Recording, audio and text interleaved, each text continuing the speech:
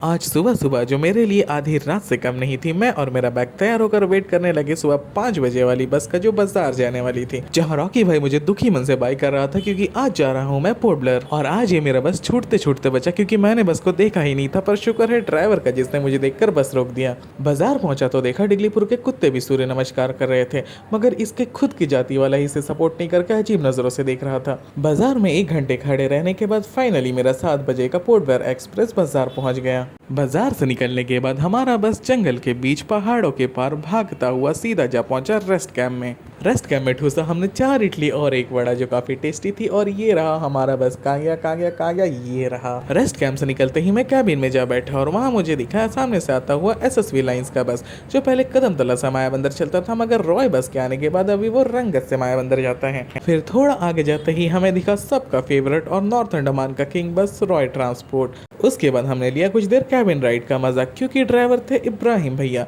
जो पहले कभी गीतांजलि का मायाबंदर एक्सप्रेस चलाते थे, कभी आनंद तो कभी लोकल वीआरटी। इनकी ड्राइविंग की खासियत ये है कि ये 7 बजे के आनंद को लेकर 4 बजे के आनंद को ओवरटेक कर लेते थे।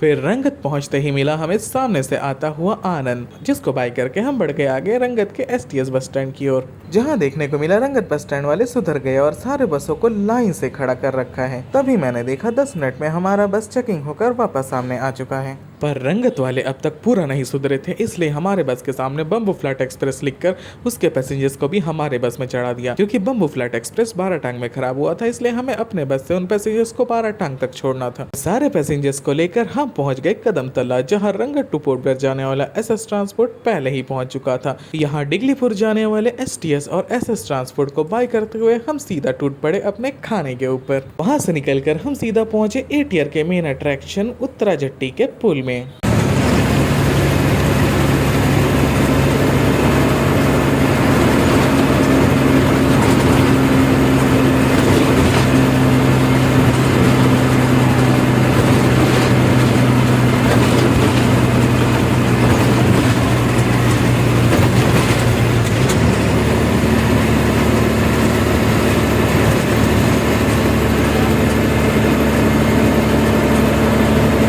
ब्रिज के ऊपर ही बस को भगा सके। उसके बाद रोड की हालत ऐसी हो गई कि सामने से आने वाले ट्रक को देखकर हमें बस को साइड में रोकना पड़ा ताकि वो पार हो सके।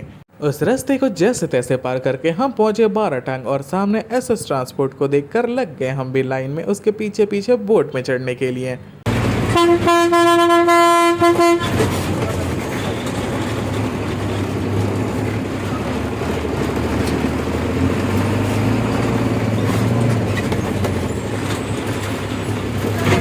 बोट को पार करने के बाद बस जब कन्वे के अंदर घुस गया, मैं चला गया बस के लास्ट सीट में और बना दिया एसटीएस को अपना पर्सनल स्लीपर और पैर चढ़ाकर सो गया। जब सोकर उठ के सामने आया तो देखा जिरका टांग पार हो चुका था और हम फरारगंज जाने के जंगल को पार कर रहे थे। सिप्पी घाट पहुंचते पहुंचते अंधेरा सा होने लगा था, जिसके कारण बस के अंदर की लाइटें जल गई थी। भातू बस्ती में हमारा स्वागत किया एक लंबे ट्रैफिक जाम में। थैंक गॉड ट्रैफिक जाम दूसरे लाइन में लगी थी और हम इस लाइन से सुरसरा कर निकल गए। पर इन पैसेंजर्स का क्या किया जाए जो बस के अंदर ट्रैफिक जाम लगा रहे थे। वहां से इस इलेक्ट्रिक बस को हाई करते हुए हम पहुंच गए पोर्ट ब्लेयर बाजार के अंदर। अभी जल्दी से उतरकर मैं थोड़ा सा आराम कर लेता हूं, क्योंकि कल मुझे बहुत ज्यादा इंपॉर्टेंट काम है। कल मुझे क्या काम है ये मैं बताता हूं आपको कल के ब्लॉग में। Till then bye bye.